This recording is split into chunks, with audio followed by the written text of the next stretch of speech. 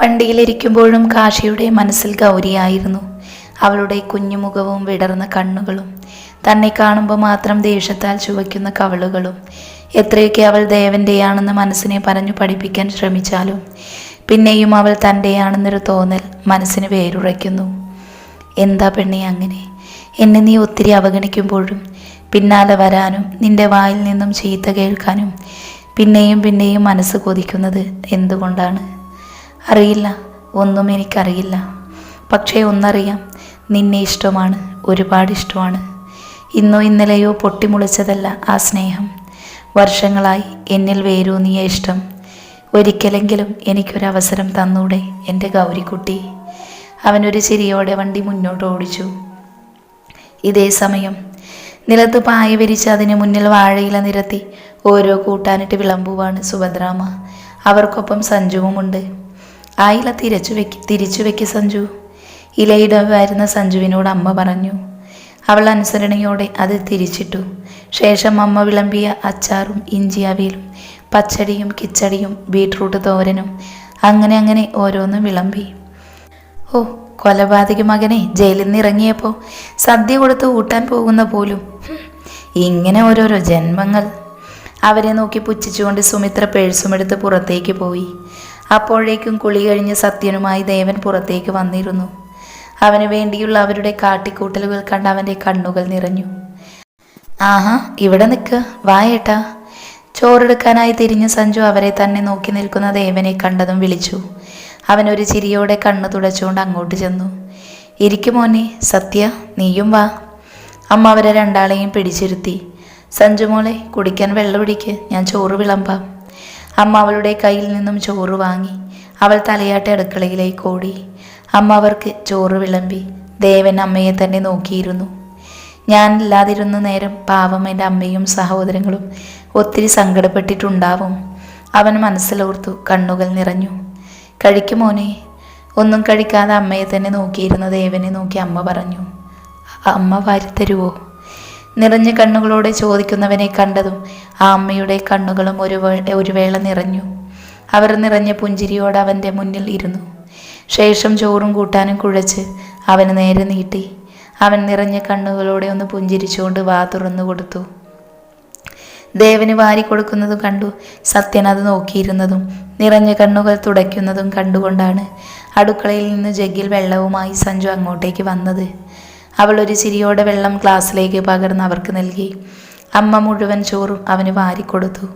അവരെ തന്നെ നോക്കിയിരിക്കുന്നവർ നേരെ ദേവന് ഓരോ ഉരുള വീതം നൽകി. അവർ നിറഞ്ഞ മനസ്സോടെ അത് വാങ്ങിക്കഴിച്ചു. ഗൗരി, അമ്മ വിളിച്ചത് കേട്ടതും അടുക്കളയിലെ പാത്രങ്ങൾ കഴുകി വയ്ക്കുന്ന ഗൗരി തിരിഞ്ഞു നോക്കി. എന്താ അമ്മ? അവൾ സംശയത്തോടെ നെറ്റി ചുളിച്ചു. എനിക്കൊരു കാര്യം ചോദിക്കാനുണ്ട് നിന്നോട്. അമ്മ പറഞ്ഞതും കൈയിലെ സോപ്പ് പത മറുകൈ കൊണ്ട് തുടച്ച ശേഷം കൈ കഴുകി അവൾ അമ്മയ്ക്ക് നേരെ തിരിഞ്ഞു.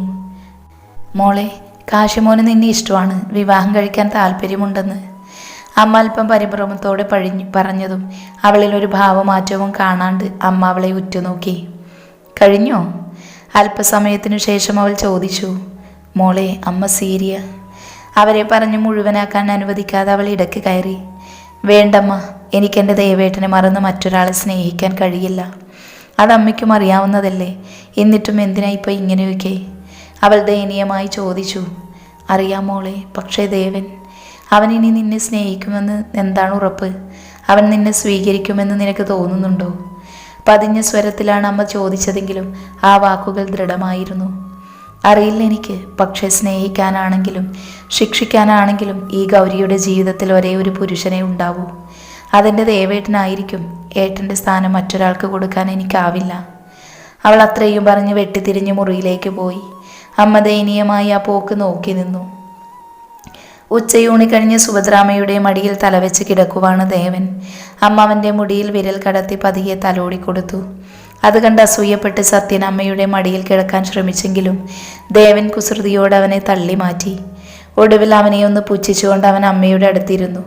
സഞ്ജുവിൻ്റെ മടിയിൽ തലവെച്ച് കിടന്നു. അവൾ ചിരിച്ചുകൊണ്ട് അവൻ്റെ മുടിയിടുകളിൽ പതിയെ തഴുകി. മോനെ. കണ്ണടച്ച് കിടക്കുന്ന നോക്കി അമ്മ പതിയെ അവൻ്റെ നെറുകയിൽ ചുംബിച്ചുകൊണ്ട് വിളിച്ചു. അമ്മയുടെ വയറിൽ ചുറ്റിപ്പിടിച്ചുകൊണ്ട് അവൻ പതിയെ മൂളി. മോനെ, ഗൗരിമോള്. അവളുടെ പേര് കേട്ടതും അവൻ കണ്ണുകൾ വലിച്ചു തുറന്നു. അമ്മയെ സംശയത്തോടെ നോക്കി. അമ്മ പരിഭ്രമത്തോടെ അവനെ നോക്കി. അല്ല മോനെ, നീ വന്ന സ്ഥിതിക്ക്. അമ്മ ഉമിനീരിറക്കിക്കൊണ്ട് അവനോട് നോക്കി ചോദിച്ചു. വന്ന സ്ഥിതിക്ക്? അവൻ്റെ നെറ്റി ചുളിഞ്ഞു. അവൻ പതിയെ അമ്മയുടെ മടിയിൽ നിന്ന് എഴുന്നേറ്റു. സത്യയും സഞ്ജുവും പരസ്പരം നോക്കി. ഒന്ന് അത്രടം വരെ പോ, അമ്മ പറഞ്ഞു തീരും മുൻപ് അവൻ അവരെ കൈ ഉയർത്തി തടഞ്ഞു. അമ്മ ഉമിനീരിറക്കി അവനെ നോക്കി. ഒപ്പം സത്യയും സഞ്ജുവും. വേണ്ട, ഇനി ഒരിക്കലും ഈ വീട്ടിൽ ആരുടെ നാവിൽ നിന്നും ആ പേര് ഞാൻ കേൾക്കാൻ ഇടവരരുത്. അതെനിക്കിഷ്ടമല്ല. അത്രയും പറഞ്ഞ ദേഷ്യത്തിൽ അവൻ എഴുന്നേറ്റ് ആരെയും നോക്കാതെ അകത്തേക്ക് കയറിപ്പോയി. അവർ മൂന്നാളും വിഷമത്തോടെ മുഖത്തോട് മുഖം നോക്കി.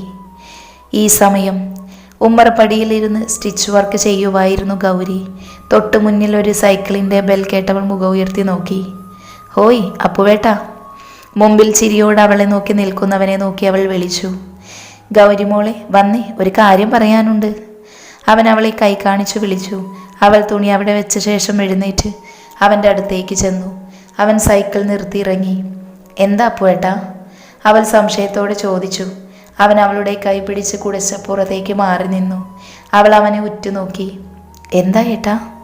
അവൻ ചുറ്റും പരിഭ്രമത്തോടെ നോക്കുന്നത് കണ്ടതും അവൾ ചോദിച്ചു. അത് നിന്റെ ദേവേട്ടൻ ജയിലിൽ നിന്നിറങ്ങി. അവൻ പതിയെ അവൾക്ക് മാത്രം കേൾക്കാവുന്ന രീതിയിൽ പറഞ്ഞു. നേരാണോ? അവൾ വിടർന്ന കണ്ണുകളോടെ ആകാംക്ഷയോട് ചോദിച്ചു. ഒച്ചൊരൽപ്പം കൂടിപ്പോയി. അയ്യോ, ഒന്ന് പതിയെ പറയേണ്ട പെണ്ണെ, ആരെങ്കിലും കേട്ടാൽ തീർന്നു, അവൻ അവളുടെ വാപ്പൊത്തിക്കൊണ്ട് പറഞ്ഞു. അവൾ ഒരു ചിരിയോടെ അവനെ നോക്കി. അടുത്ത നിമിഷം കണ്ണുകൾ പതിയെ നിറയാൻ തുടങ്ങി. സങ്കടപ്പെടാതെ മോളെ, അവനിപ്പോൾ മംഗലത്തുണ്ടെന്നാ കേട്ടെ, ഇന്ന് കാലത്താ എത്തിയേ, അവൻ അവളോടായി പറഞ്ഞു. അപ്പോഴും കണ്ണുകൾ ചുറ്റും പരതിക്കൊണ്ടിരുന്നു. ഏട്ടനിതൊക്കെ എങ്ങനെ അറിഞ്ഞു? അവൾ കണ്ണുകൾ തുടച്ചുകൊണ്ട് സംശയത്തോടെ ചോദിച്ചു. സുമിത്രാൻ്റി എൻ്റെ അമ്മയോട് പറയുന്നത് ഞാൻ രഹസ്യമായിട്ട് കേട്ടതാ, അവൻ മറുപടി നൽകി. അവൾ അവനെ നെറ്റി ചുളിച്ചു നോക്കി. അവർ വീട്ടിൽ വന്നിരുന്നു, അപ്പോൾ പറയുന്നത് കേട്ടതാ. അവളുടെ നോട്ടത്തിൻ്റെ അർത്ഥം മനസ്സിലായ പോലെ അവൻ പറഞ്ഞു. അവൾ അവനെ നോക്കിയൊന്ന് പുഞ്ചിരിച്ചു. അപ്പുവേട്ടാ, എനിക്ക് ദേവേട്ടനൊന്ന് കാണാൻ പറ്റുമോ? ദയനീയമായി ചോദിക്കുന്നവളെ അവൻ ഒരു നിമിഷം നോക്കി നിന്നു പോയി.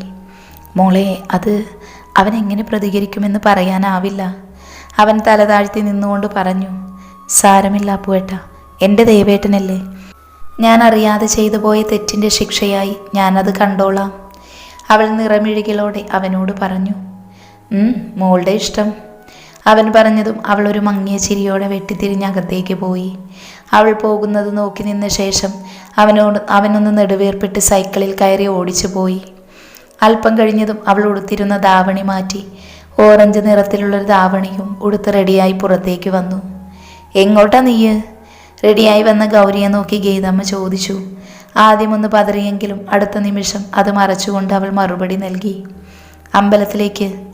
അമ്മ അവളെയൊന്ന് നോക്കി. അവൾ പറഞ്ഞത് നുണയാണെന്ന് അവർക്ക് മനസ്സിലായി. എങ്കിലും അവർ പിന്നീടൊന്നും അവളോട് ചോദിച്ചില്ല. വേഗം പോയി വാ, അത്രമാത്രം പറഞ്ഞുകൊണ്ട് അമ്മ അകത്തേക്ക് പോയി. അവളൊന്ന് നെടുവീർപ്പിട്ടുകൊണ്ട് പുറത്തേക്ക് നടന്നു.